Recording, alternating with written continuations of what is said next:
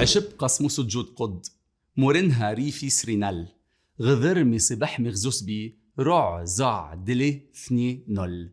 لا عم بحكي عربي، ما نكون مغلطين. هيدا شعر للمتنبي، هو أبيات مؤلفة من سلسلة من أفعال الأمر تظهر عظمة المتنبي بالشعر.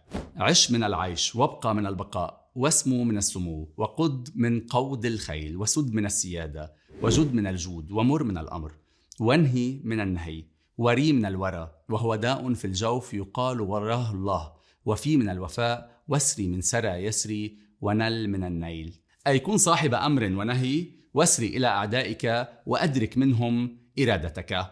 أما البيت الثاني فيعني غض حسادك، وارمي من يكيدك، وصب من صاب السهم الهدف يصيبه، واحمي حوزتك، واغزو أعدائك، وقم بسبي أولادهم، ورع أعدائك أي أفزعهم، وزع من وزعته أي كففته، ودي من الدية أي تحمل الدية عمن تجب عليه، ولي من وليت الأمر إليه، واثنوا أعدائك من مرادهم أي أصرفهم، ونل من يناله إذا أعطاه.